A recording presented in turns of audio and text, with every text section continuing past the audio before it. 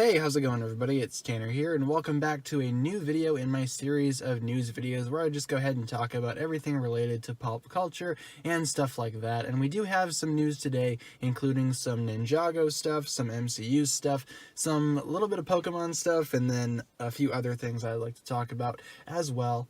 Now, as always, before the video starts, I do have to clarify that because it is the month of January, I might be uploading a little less frequently, so we won't be getting these videos every single day like I would like to, but I hope to be starting February 1st. I'll go ahead and actually upload videos like this daily, which is my overall goal. I want to go ahead and make videos again, and I want to go ahead and actually make content that I can discuss with all of you guys and not have to worry about the whole COPA situation and stuff like that, taking away comments and notifications and all that kind of stuff. So unfortunately, this is where we are right now. This video will have comments, and I just have to go ahead and clarify that really quick. Let's go ahead and talk about some Ninjago stuff. So in the world of Ninjago, of course, right now there is not a whole lot of news going on, at least for Season 12 stuff, but we do have a new minifigure pack that is coming out for the Ninjago Legacy line. I believe this is going to be releasing either in late March or early April. I think that's what the release date said, and it features, I think, 1, 2, 3, 4, 5 minifigures, including various things from Rebooted, and it looks like a lot of things in this minifigure pack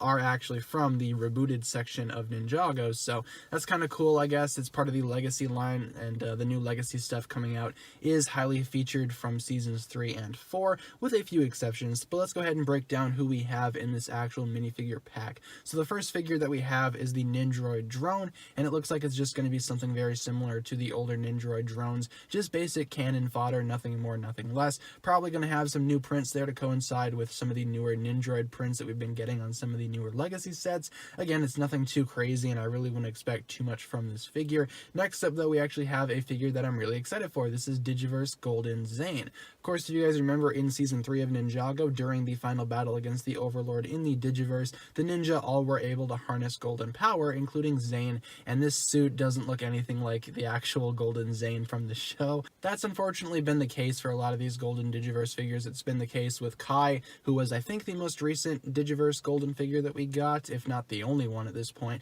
and that figure, while it did have similar prints to that of the actual show model, it realistically didn't look anything like it, and this Zane seems to be going the same route. It doesn't look like it's going to be the exact same type of Zane that we got from the Digiverse episode, but then again, the Legacy stuff is always kind of good at fixing things and kind of updating prints and whatnot to make them better, so I guess we'll see what this ends up being, but it's not going to be the exact same as what it was in the show, unfortunately. Next up, we have the Nindroid Warrior, which again just looks like another cannon fodder Nindroid, nothing too special going on there. Then we have General Cryptor, who I guess is going to be getting new prints. Overall, this entire minifigure line just kind of seems like it's basic stuff, and really Golden Zane is the only one that I'm kind of looking forward to right now. But that's not the only figure that we have, though. We also have Cyrus Borg's robot legs, at least I think that's what that says. The actual text is extremely blurry, and again, all these pictures are very blurry as well, because we do not have a clear look at these figures yet, but when we do, I will go do an update video about that. But we do have Cyrus Borg's robot legs, so I don't know what this means. Is this an actual figure, or is this just the wheelchair, or not the wheelchair, but, you know, the mechanical arm thing that he had during Season 3 when we first saw him? Could be. I think that's what that's actually going to be, and it's probably going to be an updated version of that from the old Rebooted sets, because we did get a robot leg chair like that in the early on Ninjago Rebooted sets, so probably going to be an updated version of that. But overall, that'll just about wrap it up for that news story. Just a minifigure pack coming out for Ninjago Legacy. Again, it doesn't really seem like a lot of things here are too exciting, the only exception, of course, being Golden Digiverse Zane. Next up, I do want to cover a quick little bit of Pokemon news that I thought was interesting. We did get an updated look at some of the old beta Pokemon for Gold and Silver, which was a game that came out way back when and featured several new Pokemon, several of which either evolved from or to older Gen 1 Pokemon, including Umbreon, but this Umbreon was actually Poison type. I guess this was made before Dark type was existed. In case you guys don't know, Umbreon is a Dark type in Pokemon. That's very common knowledge, and I guess he was originally supposed to be Poison type. The overall design really hasn't changed too much, just that the eyes and the actual rings are purple, as opposed to the yellow that we have on the current current Umbreon. So nothing too crazy going on here, just thought that was kind of cool, and I wanted to go ahead and talk about that a little bit. Next up, let's talk about some news for Doctor Strange 2. Now, Doctor Strange 2, the full title is Doctor Strange in the Multiverse of Madness, and speaking of madness, this movie has been through a lot in the past few weeks. First of all, Scott Derrickson, the actual director of the first Doctor Strange movie, and who was going to be the director of the second one, actually dropped out due to creative differences with Marvel Studios themselves. Not quite sure what exactly happened or what was disagreed upon, but I do think it had something to do with the actual movie's tone. Scott Derrickson wanted very much to make Doctor Strange 2 a horror-based movie. He said that in multiple interviews, but Kevin Feige, the actual head of Marvel Studios, has always kind of hinted that maybe Doctor Strange 2 could have scary elements in it, but overall it would still be a very family-friendly movie, which I think that's where the creative differences actually came from here. Scott Derrickson, the actual director, had a very different vision for what he wanted from the movie, and that did not line up with the studio head. We've seen that with multiple movies in the MCU. Most famously, the original Ant-Man was supposed to be directed by Edgar Wright. Unfortunately, he left due to creative differences, and they brought on Peyton Reed. But Doctor Strange losing its director is kind of a big deal, because these MCU trilogies oftentimes don't have the actual same director, but when they do, they could actually be a really fun ride. Like, for example, the Russo brothers with the both Infinity War and Endgame, that was awesome. And we do have several people like John Watts for the Spider-Man trilogy, and famously James Gunn for the Guardians of the Galaxy trilogy. Of course, he was originally fired from Guardians 3, but now he's back. So, if you can get one director to make all three of the movies in your trilogy, in my opinion, that just sets up for a more coherent story, and you're not trying to go ahead and pick up where a previous director left off. It's basically all your own vision, and I feel like Doctor Strange could have been one of those franchises. Unfortunately, it seems like Scott Derrickson is stepping away from production. Now, I don't think that means that this is going to delay production on Doctor Strange 2. From what I can tell, they're still going along with it, and they're still trying to aim for that 2021 release date. It didn't really push it back 3 years like it did for Guardians 3, but speaking of Doctor Strange 2, we also got a little bit of a plot synopsis from the movie as well,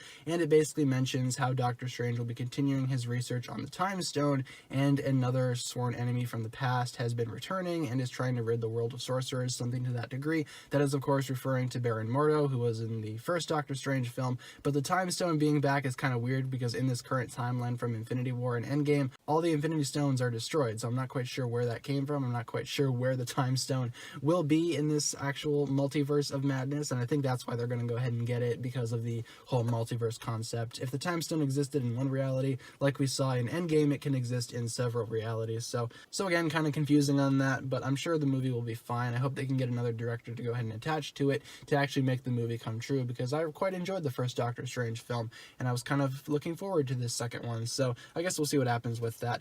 And for a quick wrap-up story, we did get a first look at My Hero Academia Season 4 Part 2, or at least the second arc in the season, and that is, of course, the festival arc. I think that's what it's called. I remember reading it in the manga a while back, and I didn't really care for this arc too much. It had some characters that I enjoyed from it, but overall, I didn't really like it too much. It just kind of felt like a filler arc to me personally, but we're actually getting an animation for it, and the trailer for it dropped earlier. So, yeah, it looks fine. It looks like it'll certainly be the same thing as the manga. It looks like they're going to be adapting that rather well. I did think that the first half of Season 4 of My Hero was adapted really well. In addition to that, I just thought some of the animation choices were a little, dare I say, lazy compared to older seasons, but then again, that's probably because the movie is coming out for My Hero, another movie, and they're pushing more of the animators and more of the staff towards that movie, rather than having them focus on the actual anime at hand. But I'm sure My Hero fans are going to be excited for that. Again, My Hero Academia I kind of have a love-hate relationship with. I really like the series, and I think overall it's a pretty good series. It's just some of the fans are a little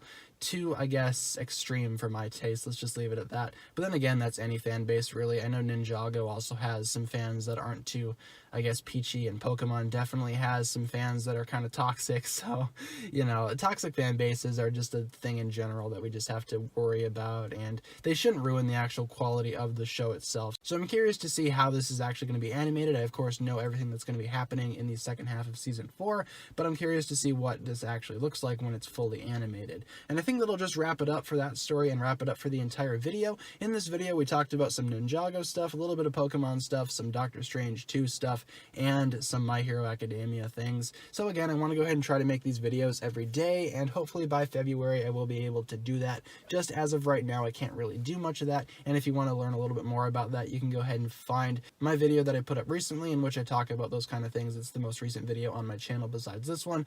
And if you guys want to go ahead and connect with me even further, links are in the description for my Discord, Twitter, Instagram, Patreon, that kind of stuff. And once again, apologies go out to my patrons. I will get all of that sorted out very soon, hopefully. With all that being said, guys, it'll just about wrap it up for this video. Thank you so much for watching. If you enjoyed, be sure to like, comment, subscribe, do all that fun stuff, and check out the links down below in the description for my other forms of social media. As always, big shout out goes out to my Patreon supporters, including, once again, the marvelous Jan. Thank you so much for pledging the $10 tier. As such, you'll receive a spoken shout out and a written shout out at the end of every video, plus hopefully additional content on the Patreon page from time to time. Apologies, I will be getting that out very shortly, so please be patient. I know you don't mind, but I still feel really bad about it. With all that being said, guys, thank you so much for watching this video. Once again, my name is TannerFishies, and with that, I bid you farewell.